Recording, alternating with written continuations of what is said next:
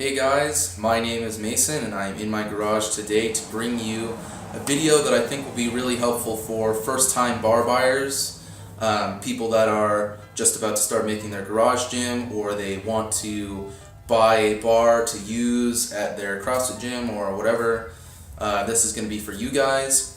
It is going to be a review of this bar that I have behind me, the Rogue Echo Bar, and also a comparison of the Rogue Echo Bar to 6 other bars that are, in my opinion, very close to it competitively, very close to it in price, and also kind of similar in terms of features the bar actually has. So let's go ahead and get started on the first part, reviewing this Rogue Echo Bar. Alright guys, so to kick off this review portion, I've gone ahead and thrown the Echo Bar up into this rack so that I can cover the basics. To start us off, the Echo Bar comes in at only $195 US, which if you ask me is a total steal. That's definitely the best price you're going to be getting for a bar from any store, from any site, from any brand. It's a great price, and if you're paying much less than $195 for a bar, you're not going to be getting a bar that stands up to very much stress, and you're not going to be getting a bar that lasts for a very long time. As far as features, the Echo Bar comes in a bright zinc coating, so the shaft and the sleeve of this bar is coated in bright zinc. This bar comes in only bright zinc. It has no other coatings, but I've been using this bar for 8 months, pretty much every day for 8 months, and I have no corrosion on the shaft or on the sleeve, and that's even considering that I don't have the plastic pieces for this rack to help prevent extra wear on the coating at the portion that rubs on the rack. So even there where there's usually a lot of extra wear, the coating is still holding up just fine, and I have no corrosion, so I'd consider the bright zinc still a very durable coating. The knurling is just Rogue's regular knurling that they use on pretty much all of their bars. I'd consider it the middle ground for all knurlings. It's abrasive enough that if you're doing heavy deadlifts or heavy barbell movements in general, you're not going to have your grip fail just because of the knurling. It's definitely going to hold on to your hands very well, but it's not so abrasive and so aggressive that if you're doing something like a chipper or a workout with lots of barbell cycling, it's not going to tear your hands up. So right in the middle there, it has the only knurling mark that matters, the IWF standard knurling mark. So if you're a competitive weightlifter, keep that in mind. This has that marking and not an IPF marking. But also, if you're a competitive weightlifter, keep this in mind. It is a bushing bar, and after 8 months, the spin is not very good. It stops almost instantly. It's still a very smooth spin, but it's definitely not nearly as easy as a bearing bar, so you might want to keep that in mind. It is a 190,000 psi tensile strength, so that's what I would consider normal for most training bars. If you go much lower than that in tensile strength, you end up with a really floppy bar that has a lot of whip, so it makes it hard to do like heavy deadlifts because your bar gyrates a lot. And if you go much higher than that, you end up with a very stiff bar that is harder to do jerks, for instance, because you really want to be able to feel the whip more in those. So I'd consider this good for just an all-around bar that's right in the middle as far as tensile strength goes. So I would consider this pretty much the perfect bar for a first-time barbell buyer because it is right in the middle as far as everything and for a great price. So I'm going to go ahead and kick this over to the bar comparison portion of this video.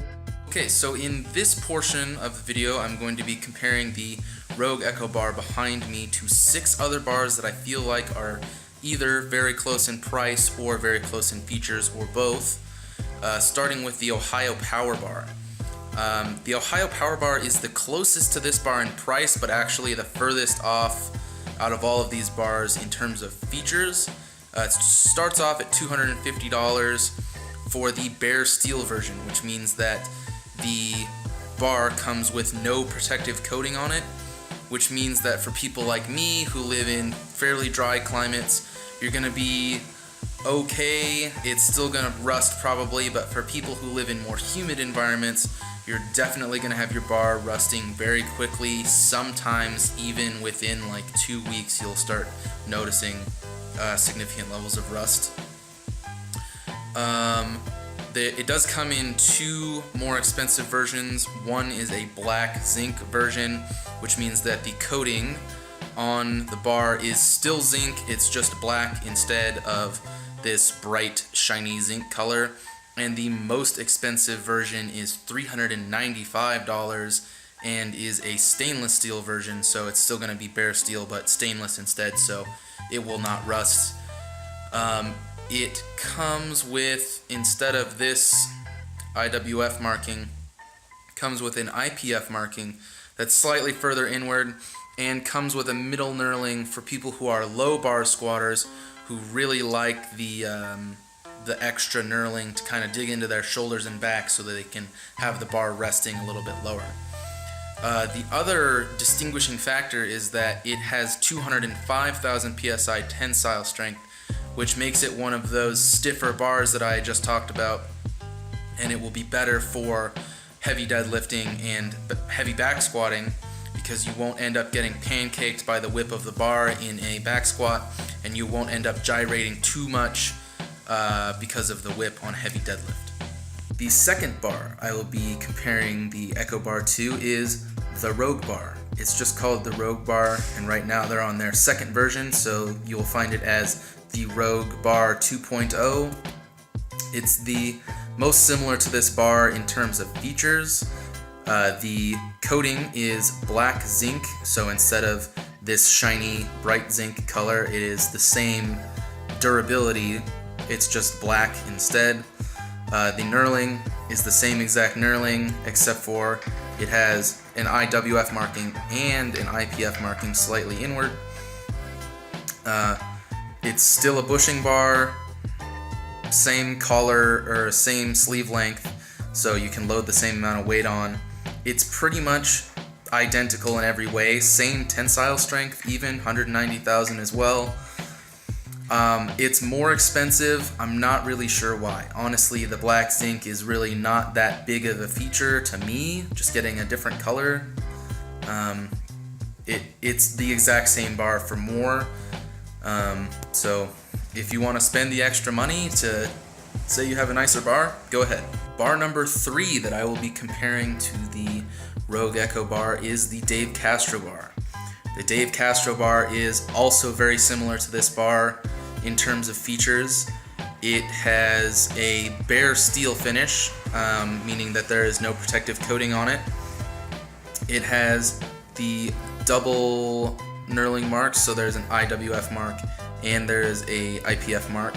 It is a bushing bar and has the same sleeve length, so you can load the same amount of weight on it, and is also a 190,000 psi tensile strength, meaning that it is basically this exact bar but with no protective coating on it. So I'm not sure why you would want to pay the extra money, the $262, for the same exact bar minus the protective coating.